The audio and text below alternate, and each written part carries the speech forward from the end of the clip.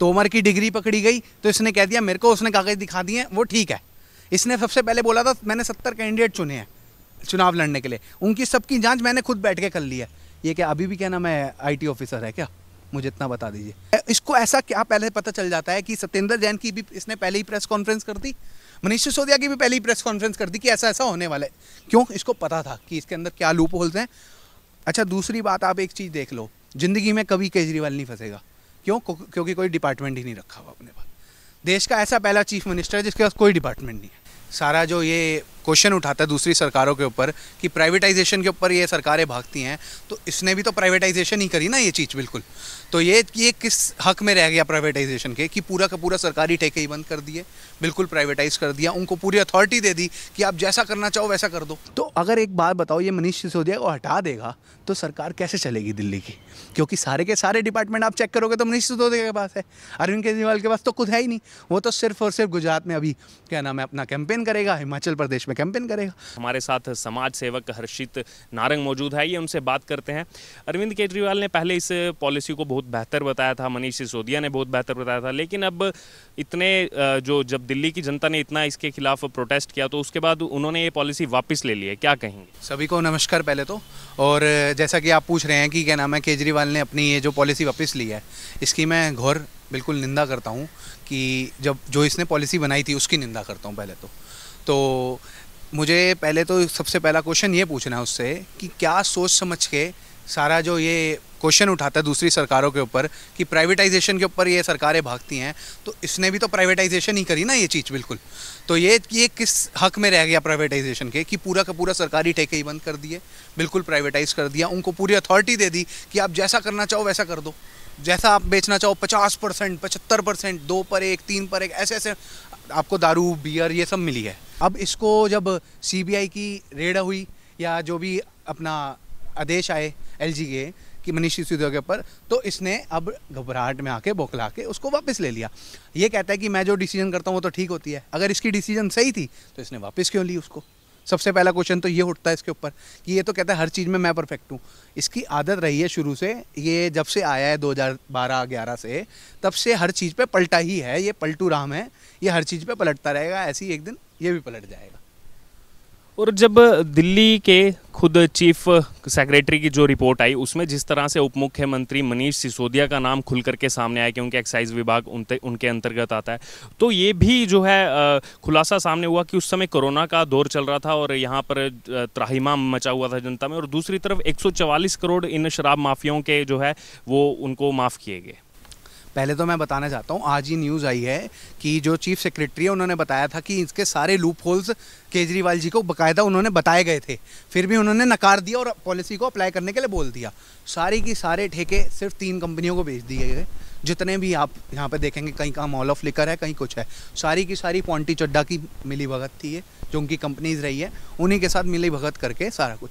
अच्छा दूसरी बात मैं बताता हूँ कि कोरोना के अंदर कोरोना में तो साइड कुछ काम करा ही नहीं अपना, इसने पॉलिसीज ये ले आया। उसके अंदर क्या कर रहा है कि क्या नाम है बेड के ऊपर ध्यान नहीं दिया, जिसमें इसने अपनी फ्री फंड की एडवर्टीजमेंट करी, इसके ऊपर इसने ध्यान दिया और सारा का सारे ठेके बेच दिए।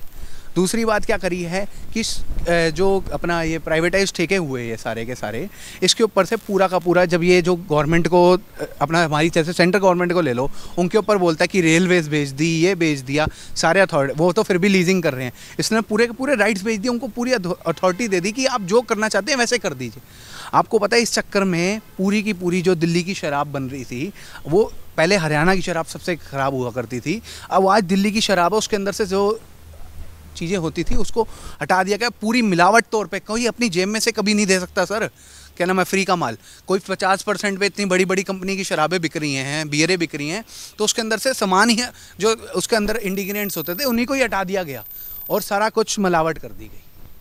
और बात की जाए तो जैसे ही ये खुलासा सामने आया था उसके बाद अरविंद केजरीवाल ने कहा था कि मनीष सिसोदिया कट्टर ईमानदार हैं, वो देशभक्त हैं, मैं 22 साल से उनको जानता हूं। उसको लेकर मैं तो इस बात पे पहले एक चीज़ पूछना चाहता हूं, ये एक सिलसिला आज से नहीं है, ये तोमर से शुरू हुआ है। तोमर की डिग्री पकड़ी गई तो इसने कह दिया मेरे को उसने कागज दिखा दिए वो ठीक है।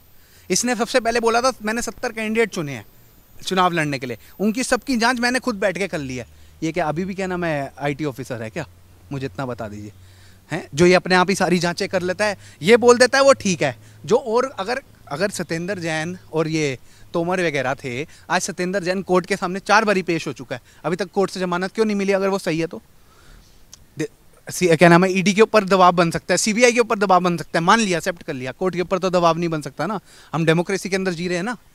तो वो कैसा ऐसा क्या है, इसको ऐसा क्या पहले पता चल जाता है कि सत्येंद्र जैन की भी इसने पहले ही प्रेस कॉन्फ्रेंस कर दी, मनीष सिसोदिया की भी पहले ही प्रेस कॉन्फ्रेंस कर दी कि ऐसा ऐसा होने वाला है। क्यों? इसको पता था कि इसके अंदर क्या लूप होल्स हैं। अच्छा, दूसरी बात, आप एक चीज़ देख लो, जिंदगी में कभी केजरीवाल नहीं फंसेगा। क्यों? क्योंकि कोई डिपार्टमेंट ही नहीं रखा हुआ अपने पास। देश का ऐसा पहला चीफ मिनिस्टर है जिसके पास कोई डिपार्टमेंट नहीं है। और अगर बात की जाए उसी प्रेस कॉन्फ्रेंस की, उसमें जो आरोप लगाए गए थे अरविंद केजरीवाल की तरफ से, कहीं ना कहीं देश के स्वतंत्रता सेनानियों को बीच में जो है उन्होंने घसीटा था और ये बोला था कि हम जो है भगत सिंह की औलादे हैं और बीजेपी वाले जो हैं वो सावरकर की औलादे हैं। तो यहाँ पर देश के स्वतंत्रता सेनानियों को क्या इसमें बीच में लाना ज़रूरी था? सर, मैं तो ये चाहता हूँ कि ना ये वीर सावरकर की औलाद हो सकता है, ना ये भगत सिंह की औलाद हो सकता है, क्योंकि दोनों ने अपने देश को नहीं बेचना चाहा, ये अपनी सिटी को बेचने जा रहा है। अभी तो इसके पास कुछ राइट्स नहीं है। सोचिए, अगर दिल्ली की ये जो राइट्स मांगते हैं, क्या करेगा खेल खेल खेल के। आप एक बात बताइए, ये जो भगत सिंह की बात कर रहा है, ऐसे संस्कार थे कि क्या नाम है, दिल्ली का केस है और क्या नाम है, पुलिस कौन सी अरेस्ट करने आ रही है? तजिंदर बग्गा को, पंजाब की। ऐसा कभी होते हुए देखा इस देश के अंदर? कांग्रेस ने भी पहले राज करा है, बीजेपी का भी राज चल रहा है, और भी पार्टियों का है, टीएमसी का है, सबका है। नहीं, अभी देखने को मिल रहा है कि गुजरात में काफ़ी ज़्यादा प्रोएक्टिव हो गए हैं अरविंद केजरीवाल, वहाँ जाके बोल रहे हैं कि आपको 300 यूनिट की फ्री बिजली दूंगा मैं। सर, ये जो फ्री का चौंचला है ना, मैं आपको क्लियर बिजली का मेथड बता देता हूँ आपको। दिल्ली का जो इसने फ्री बिजली का करा हुआ है, मैं आपको अब चाहे अभी अपना कंज्यूमर मीटर खोल के दिखाता हूँ। मरे से मरे 5% लोगों को सिर्फ फ्री बिजली मिल रही है नाम की, 200 यूनिट प्लस 200 यूनिट आधी वाली, ठीक है। उसका सारा खर्चा कहाँ है? अभी पीछे भी हाई कोर्ट के अंदर बवाना इंडस्ट्रियल एरिया वाले, नरेला इंडस्ट्रियल वाले एरिया वाले सब गए हैं। इन्होंने क्या पॉलिसी लाए हैं? आप 2013 से पहले की चीज़ देखेंगे कि जो इंडस्ट्रियल एरिया के जो मीटर होते थे ना, कमर्शियल मीटर, उसके अंदर एक फिक्स चार्ज लगता है कि आप बिजली यूज़ कर रहे हो तो आपको इतने किलोवाट यूज़ कर रहे हो, इस पर फिक्स चार्ज देना पड़ेगा। आप यूज़ करो ना या करो पूरे महीने में, कि यूनिट्स आप जितनी भी चलाओ इतना तो मिनिमम देना ही देना है। तो वो 500 रुपये, वो 50 रुपये के आसपास होता था। इन्होंने सीधा आते ही उसको 250 रुपये कर दिया। मैं कहता हूँ कि आप बवाना में जितनी भी इंडस्ट्रियल हैं, ये बवाना है, समयपुर बादली है, और बहुत सारे कितना बड़ा इंडस्ट्रियल एरिया है यहाँ पे, आप उनका अगर हिसाब गिनेंगे तो इतना बड़ा अमाउंट इसने अपना सिक्योरिटी के अंदर जमा कर रखा है। ये वहाँ से फ्री बिजली का जो दावा कर रहा है, बस वहीं से घुमाया जा रहा है, और वो भी इनका अब ख़त्म होने वाला है। अब इसने एक लेटर ले आया है कि क्या नाम है, आपको चाहिए कि नहीं चाहिए।